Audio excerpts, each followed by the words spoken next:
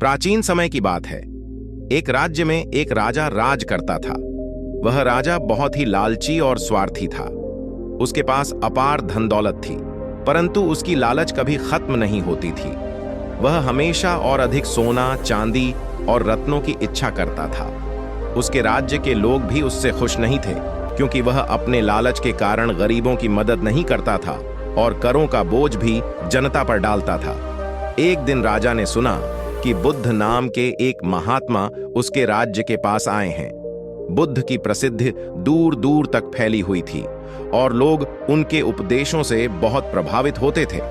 राजा ने सोचा कि यदि बुद्ध उसके महल में आकर रहें तो वह भी उनके उपदेशों से कुछ लाभ उठा सकता है। उसने अपने सेवकों को बुद्ध को महल में आमंत्रित करने का आदेश दिया। जब बुद्ध राजा के बुलावे पर महल पहुंचे तो राजा ने उनका भव्य स्वागत किया। राजा ने बुद्ध से कहा, महात्मा, आपके आगमन से मेरा महल धन्य हो गया है। कृपया कुछ दिन मेरे महल में रहें और मुझे अपने उपदेशों से लाभान्वित करें। बुद्ध ने राजा की बात सुनी और शांतिपूर्वक कहा, राजन, मैं तुम्हारे महल में रहने के लिए तैयार हूं, लेकिन एक शर्त है। राजा ने उत्सुकता से पूछा, महात्मा, आपकी शर्त क्या है? मैं हर हाल में उसे मानने के लिए तैयार हूं। बुद्ध ने उत्तर दिया, मेरी शर्त यह है कि आप मुझे उस स्थान पर ले चलें जहां पर कोई भी व्यक्ति कभी नहीं मरा हो। राजा ने यह शर्त सुनी और चौंक गया। वह सोचने लगा कि ऐसा स्थान कहां होगा। उसने अपने मंत्रियों और विद्वानों को बुलाया और उनसे इस विषय पर विचार विमर्श किया, परंतु कोई भी उस स्थान के बारे में नहीं जानता था जहां कोई भी व्यक्ति कभी नहीं मरा हो। राजा ने अपने पूरे राज्य में संदेश भेजा, परंतु उसे कोई भी ऐसा स्थान नहीं मिला। अंततः राजा निराश होकर बुद्ध के पास आया और कहा, महात्मा, मैं आपकी शर्त पूरी नहीं कर सकता। मेरे राज्य में ऐसा कोई स्थान नहीं है जहां कोई भी व्यक्ति कभी नहीं मरा हो। हर जगह पर लोग जन्म लेते हैं और मर जाते हैं। बुद्ध ने मुस्कुराते हुए कहा, राजन, जब तुम यह जानते हो कि हर जगह पर लोग मरते हैं तो फिर तुम इतने लालची क्यों हो? जब तुम्हारे जीवन का अंत निश्चित है तो फिर इस धन और संपत्ति का क्या महत्व है? तुम्हारी लालच केवल तुम्हें दुख और चिंता में डालती है। इसे छोड़ो और अपनी प्रजा के कल्याण के लिए काम करो। यही सच्चा धर्म है।